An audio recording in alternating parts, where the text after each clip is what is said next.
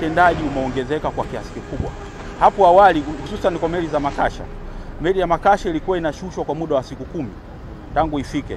Meli ya makasha yenye makontena kama 3000 ilikuwa inashushwa kwa muda wa siku 10. Lakini hivi sasa kutokana na investment kwenye mashine tunaweza kuziona, anashusha meli kwa muda wa siku 3. Kwa hiyo wateja wanapata mzigo wao kwa haraka, lakini vile vile muda wa meli kusubiri kule nangani unapungua.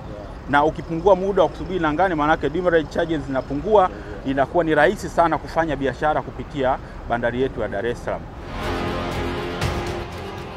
Mimi naomba niwapongeze Watanzania ambao mliendelea kuungana na ndoto ya Daktari Samia, na leo tunavuna matunda ya kazi njema, na huu ni mwanzo tu kwa takwimu tunazozipata, lakini projection ya miaka 5 ijayo ambao ndio hii tunataka tumchague Daktari Samia ni kwamba bandari zetu hizi zitakuwa na uwezo wa kuwa na tani milioni 50.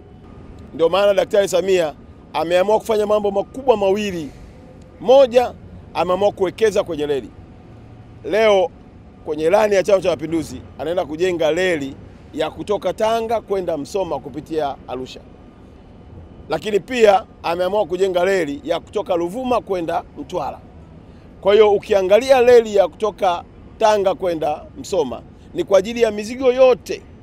Amepiga mahesabu ya kiuchumi akagundua kutoka Tanga kwenda Kampala ni rahisi zaidi kupitia reli ya Tanga kwenda Msoma. Msoma pale unaingiza tu mzigo Kampala. Lakini hajaishia pale. Ile ya Kigoma kapiga mahesabu na tayari kule wameshasaini mkataba, upande wa Burundi tena reli inajengwa. Maana na mzigo ukitoka hapa kwenda unaenda moja kwa moja. Kwala unabeba mzigo yote wa kimataifa. Ukienda Tunduma pia kupunguza msongamano wa malori. Ameamua pia kutengeneza bandari kavu pale.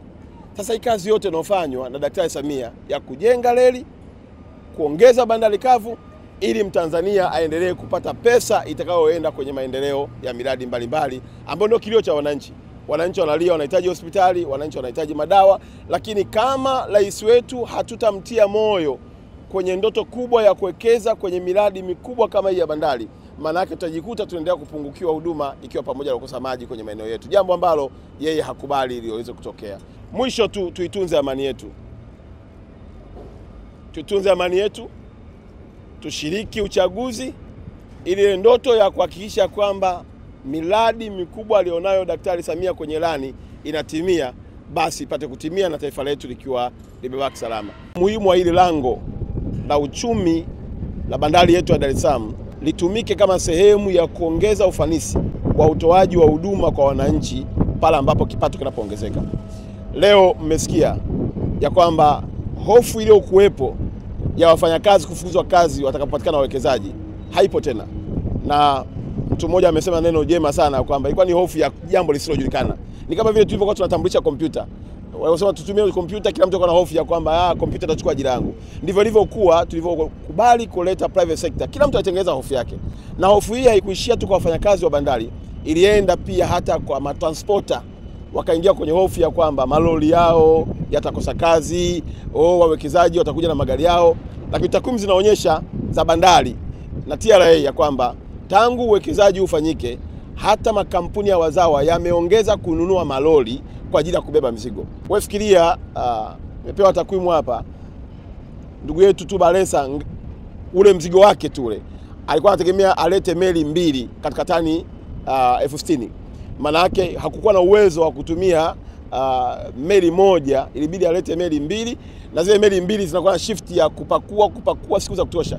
Lakini baada ya uwekezaji ambao daktari ameufanya na kuruhusu private sector, sasa inakuja meli moja, na ndani ya upakuaji unapunguza siku, na ukipunguza siku umeokoa pesa. Mimi ni mgonjwa wa namba, nikiona tu namba inanipa faida unizuii kusema hilo jambo. Na watu wengine ni waoga kufanya maamuzi kwa sababu wanaogopa kusemwa, lakini bora ufanye maamuzi ambayo mwisho wa siku wasemaji watakuja kukaa kimya kwa sababu namba zitafanya nini. Sasa hivi hakuna, yani Tanzania nzima hakuna anayejadili tena uwekezaji wapi wa bandari. Hakuna. Kwa nini? Namba zimeshawafuta tayari kwenye mjadala. Yani unatolewa nje kwenye kujadili kwa sababu matokeo ya hesabu yanafanya nini?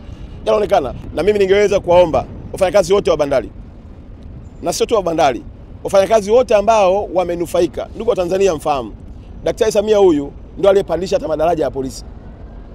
Daktari Samia huyu ndio amepandisha madaraja hata ya walimu. Daktari Samia huyu ndo katoa fedha zimeenda kujenga vituo vya afya na zahanati kila kona. Twendeni tukampigie kula. Na hasa wafanyakazi, ndio wito wangu. Wafanyakazi ambao sisi ni wanufaika wa moja kwa moja na maamuzi aliyoyafanya kiongozi wetu, tuwe namba moja kupanga foleni kwenda kumchagua.